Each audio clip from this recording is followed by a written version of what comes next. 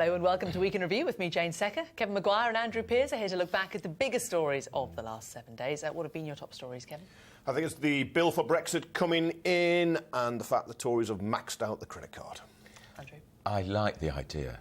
It won't happen, of course, of Donald Trump suggesting Mr Nigel Farage should be the British ambassador to Washington. Your good friend. More on both of those shortly. But first, this week, a group of former professional footballers came forward to allege that they had been abused by a coach during their youth. Andy Woodward was the first to go public with the claim that he was assaulted by Barry Bennell, a convicted paedophile. Here's our sports correspondent, Paul Kelso. Police arrive at the Buckinghamshire home of convicted paedophile Barry Bennell and leave with some of his belongings and his dog. Bennell was clearly not at home, but the fallout from the abuse he is alleged to have carried out while working as a football coach continues to appall the English game. Bennell was jailed for 9 years in 1998 for sexually abusing 6 boys, but day by day, player by player, tales of his abuse have grown. First to speak out was Andy Woodward, whose account of abuse by Bennell at Crewe Alexandra broke a shameful silence. There is more high-profile people that are sat there thinking on whether can or can't. You don't have to be named. You don't have to put yourself on the front of a paper, but you do need to get closure. He met the Football Association chairman, who said victims will be supported. Our job is to protect the victims and make sure there are no more victims. And we'll take that on the chin. We'll hold ourselves to account. We'll work closely with the police and the victims. And I will meet any victim who comes forward, as I met one today. 3 other players, including former England forwards David White and Paul Stewart, have already gone public. And the tide of allegations grows almost by the hour. An NSPCC helpline took 50 calls in the first 2 hours it was live. Wayne Rooney has now encouraged others to call too. The FA has written to all 30,000 clubs in England asking them to review child safety measures. The English game may be confronting its darkest secret. Paul Kelso reporting there. Kevin, how widespread a problem do you think this really is in football? Yeah, I fear we've only seen the tip of this iceberg, and Paul Kelso called it the darkest secret. It's the dirtiest secret. And when you have England internationals coming forward, David White, Paul Stewart, you know it's just going to go much further, and we've got to get out in the open. And the survivors, you've got to admire the courage for them speaking out. It won't just be top players, it'll be further down. And of course, people who want to make a career in football, they're very impressionable young boys who can be taken advantage of, who will be terrified of upsetting coaches. Do you think, Andrew, part of the problem is that football is perceived as a very macho sport? Very much. You know, there are no gays in football, are Apparently there? not. Apparently not. Not one in 4 whole divisions. And do you think that may also discourage people from coming forward? Of course. And I read a report about somebody who was at that football club, Crewe Alexandra, saying they'd heard rumours about Barry Bennell, and it was a subject of mirth in the changing room. Mirth? What's funny about child abuse? Of course, we're much more aware of child abuse now than even we were 20 years ago. But you do wonder if the Football Association knew just how extensive this paedophiles network was. Well, that is our top story in a busy news week. So here are 5 things that you might have missed. Neo-Nazi Thomas Mayer was found guilty and given a whole life term for the murder of the MP Jo Cox. Mrs Cox was killed in Birstall in a constituency of Batley and Spen in June. Her husband Brendan paid tribute to her outside the court. Jo was a Member of Parliament, a campaigner, an activist and many other things. But first and foremost, she was a sister, a daughter, an auntie, a wife, and above all, a mum to 2 young children who love her with all their being. All their lives, they've been enveloped in her love, excited by her energy and inspired by her example. Stephen Port was jailed for life after he was found guilty of the murders of 4 men and convicted of a string of sex offences. He'd met the men through dating apps, drugging them before assaulting and killing them. Police are now examining dozens of other unexplained deaths. A warning, some flash photography coming up. The rapper Kanye West was taken to hospital after cancelling the remainder of his world tour. He's been treated for sleep deprivation and exhaustion. Police have been called to his home in Los Angeles following reports of a disturbance. Now, how about this for accuracy? This is Derek Heron, an Australian who set the world record for the highest basketball shot. There it goes in. Oh, he hit the basket from 180 metres or 593 feet up from the top of a dam in the Alps. He was pretty pleased, as you can see. And now for our gaffe of the week. This week, it is going to the Labour MP, Stella Creasy. She's blamed the England football team's recent failures not on tactics, not on the manager, not on the skills of the players, but on their education. The MP for Walthamstow said she believed that having too many privately educated players was to the detriment of the team. The last squad had just 2. Kevin, is this football's problem, do you think? Yeah, well, she'd have been better off picking cricket or rugby union. But the 13% figure she uses comes from a government report published by your government, actually, which called Elitist Britain, based on research by the Sutton and Trust. And of course, 13% is about twice the... 7% of kids go, yeah. But no, it's not football's big problem. She's picked the wrong sport and the wrong big problem with football. But I know you're going to mock her, but the fact is she was using an official figure. And, Oxlade Chamberlain, Theo Walcott, Frank Lampard, for instance, they were all privately educated, great players. The reason they're no good, the problem with England is they're just no good. They're just useless. That's what it is. They can't take penalties either. And that's nothing to do with whether they went to Eton or Harrow School. They're just no good. And there's too many foreign players, in my view, in the Premier League, which squeezes out homegrown talent who can't then play at a senior level. Yeah, which is why clubs now do much better in Europe. Yeah, England are hopeless. Hopeless. And actually nothing to do. It's an own goal for Stella Creasy. Premier League football's better because these foreigners are here. Now, this week, the Chancellor Philip Hammond made his first and last autumn statement. Brexit, we were told, would hit the public finances hard, but that was immediately disputed by pro-Leave MPs. Here's our political editor, Faisal Islam. Morning, Chancellor. Morning, Chancellor. No hanging around for the snappers as the new Chancellor left number 11 for his debut budgetary announcement. Philip Hammond, a man with a business plan of getting Britain match fit for Brexit, and it involves billions more in borrowing. And the Brexit cabinet ministers might well have needed to sit down to hear the numbers. His first act? To forecast more borrowing, some £122 billion extra, pushing the national debt above 90% of the economy. All 3 fiscal rules set last year missed, the bulk of it due to Brexit, say his forecasters. While the OBR is clear that it cannot predict the deal the UK will strike with the EU, its current view is that the referendum decision means that potential growth over the forecast period is likely to be 2.4 percentage points lower than would otherwise have been the case. Some of the extra borrowing funded the biggest single policy measure, a multi-billion-pound boost to government infrastructure investment to improve the economy long-term. The measures included a fuel duty freeze, but an increase to insurance tax, rises to the living wage and a crackdown on letting fees hitting companies, not the Treasury coffers. The PM wanted more help for those Brexit supporters who are just about managing, but the Treasury jam spread rather thin. We heard a lot about the jams in the run-up to the autumn statement, but was there really anything in it for them? There was hardly anything in it at all, unless you just want it. We're just going to get into ever more debt. And the Chancellor is very fond of talking about how the government has tackled the deficit and reduced the deficit. The debt is eye-watering. It's up to nearly £2 trillion. And I just think it's almost criminal, the way we're still spending money, which we haven't got. Kevin, what was your reaction to it? Yeah, well, this lot have borrowed more than every previous Chancellor put together. And any Labour Chancellor would have been crucified on those figures. Brexit is going to be a huge cost. I know you'll deny it, 60 billion they put on it. Well, they don't but that's not the cause of the immediate problems. This has been going on for some time. And they've maxed out the credit card. They said reducing borrowing was a moral imperative in the last manifesto.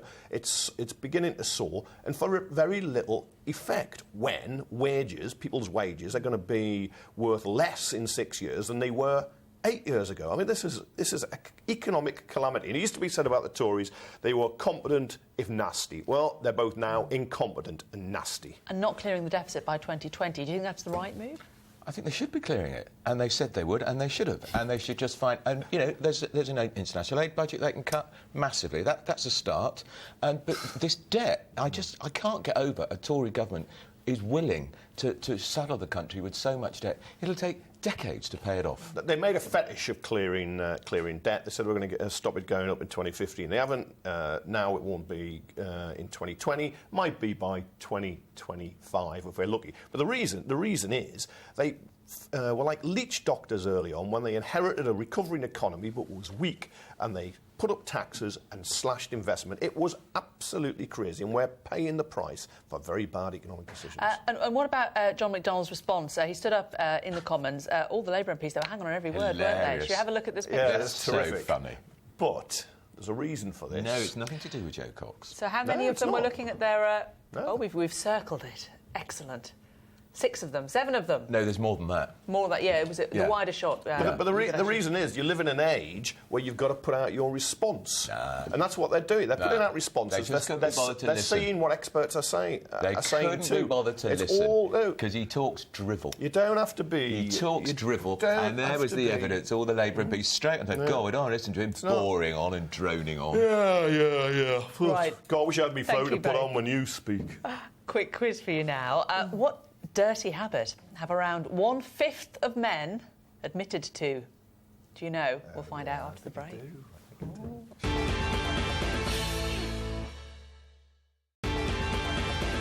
Welcome back to Week in Review with me, Jayne Secker. I'm joined by Kevin Maguire, Associate Editor at the Daily Mirror, and Andrew Pearce, Consultant Editor at the Daily Mail. Before the break, we asked, what dirty habit have around 1/5 of men admitted to? Kevin knows, don't you? Yeah, it's not changing their underwear every day. Oh, great! Well, listen to these figures. 18% of men wear it twice or more.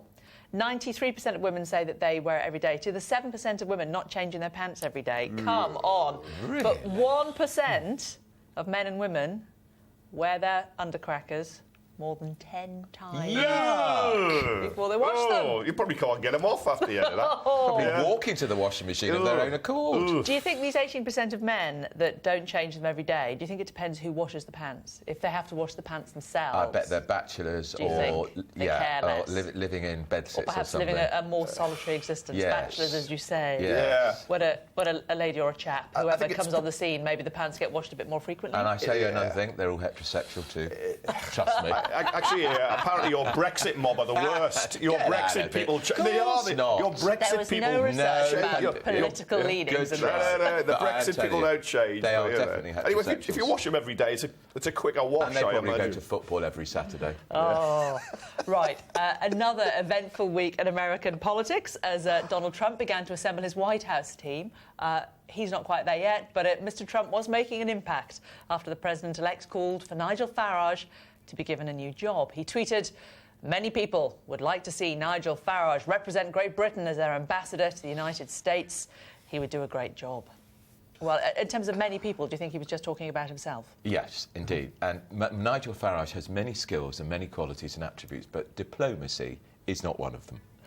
It was unprecedented, wasn't it, Kevin? That anybody of another country's political power suggesting who the ambassador should be publicly. It is, and Trump seems to think Brexit means Britain becomes a colony of the USA where he decides who's going to be our ambassador. And Farage, because he's so enjoying it, and I understand why he's enjoying it, doesn't look at the irony of him, who wants an independent Britain, thinking a foreign power should be able to appoint Britain's ambassadors. It'd be useless. We couldn't afford the bar bill. And the other point, and it's a fundamental point, is he would be America's man. He wouldn't be Britain's man. We want Britain's man or woman in Washington. Well, we've already got an ambassador, as Boris Johnson said, there isn't a vacancy at the moment. Sir Kim Darroch, some posh bloke who couldn't be bothered to make overtures to the Trump camp before the presidential election because he didn't think he'd win. I don't believe it. I think they made no effort. He must be hurting inside because he's being undermined and turned into a mob. Well, as for Nigel Farage himself, he was marking a rather eventful 2016 with a party at a posh hotel. Here's what he told guests.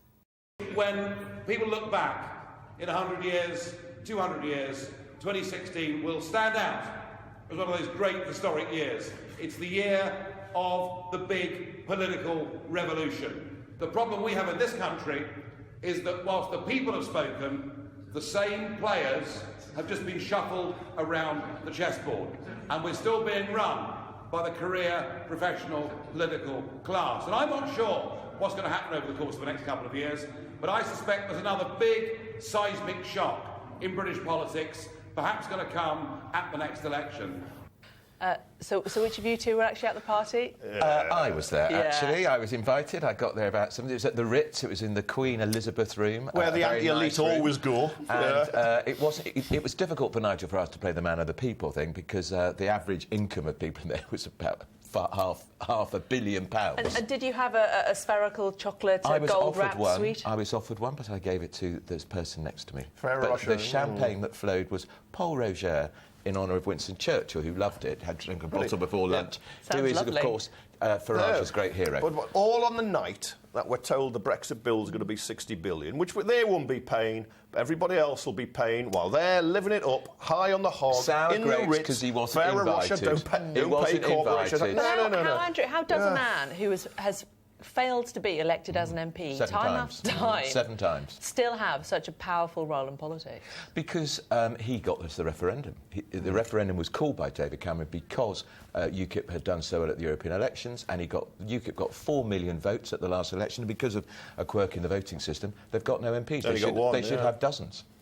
Right, let's take you on to our choice of top paper stories of the week. Andrew, we're starting with you, and this is a row over foreign patients using the NHS and what documents they should show, but what also those who are in the UK should show. And, of course, these bleeding heart Liberals are complaining. The Department of Health is suggesting that you take a passport with you, so if you are foreign, you can pay. And I think it's a very sensible idea. Currently, foreign tourism is costing the NHS between £450 to £500 million. That's a lot of money. And I would go further than just make sure you take your passport. I would have a credit card facility on every floor of every hospital and in every GP surgery too, so we can take the money off them straight away. It's a national health service, not an international health service. So, in principle, I agree, although the amount... me, sorry, I'm glad I'm sitting down. But the amount that is owed is inflated, and of course you claim it back under European agreements. If a Pole, Lithuanian, French person goes in, you claim it back. But the NHS problem isn't foreign tourism, which you play up and which is part of all stirring the pot about migrants. There's about a 22 billion gap. This is a very small amount. A linked story is about fizzy drinks, Kevin, and this is your choice. This is about how much they're consuming in the UK every year. Yeah, teens, enough to fill a bath. It's 234 cans on average. Absolutely. And the impact of that on the NHS in terms of obesity and in terms of dental care. And teeth, yeah. Absolutely huge. And it's why I support the sugar tax on soft drinks, to try and shift people, if they're going to have them, onto those with less sugar, because obesity is a ticking time bomb. We've seen the numbers go up. We've discussed it before. You've got to tackle it. The drinks manufacturers are spending a lot of money and a pushback. I hope it's something that the government doesn't give ground on, because it's a real health problem. Andrew, your next choice, and it's one of my favourite stories of the week. Melda Staunton, she's called for a ban on people snacking when they're at the theatre. She's a fantastic actress, and she's got a point here.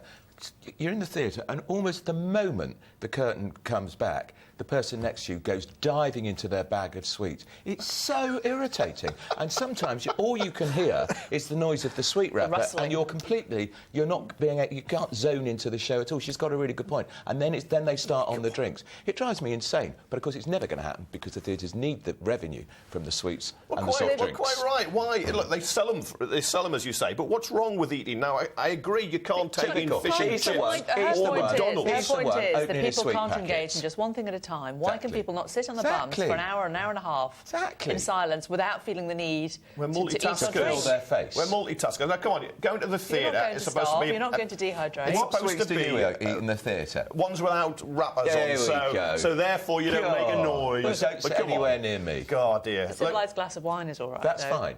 It's fine. Hang on. You take it in a plastic cup. So you take it in a plastic cup. It makes no noise at all. She's not an alky. She can go 90 minutes without a drink. Why should she need wine if you can't have a sweet? So much less distracting. I was once in a cinema and this bloke brought in a McDonald's. I thought, good God, it stank. It was disgusting. I said, what is this? A 4-course meal? And he was feeding his face the whole way through. I couldn't stand it. Gross.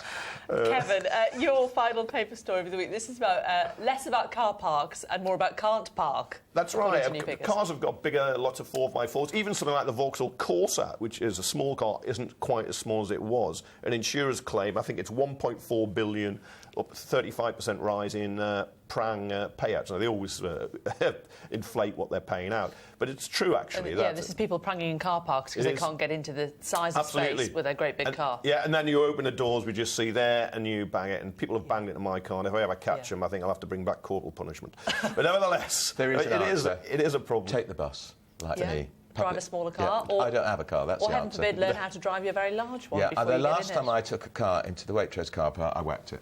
It was a hire car too. In the Waitrose, I love it. I can't park even small cars, actually. If you ever get a car, get the bus. If you ever get a car, people will hand back their licences. Right. Thank you for taking us through your papers. What about your ups and downs? Andrew, starting with you this week.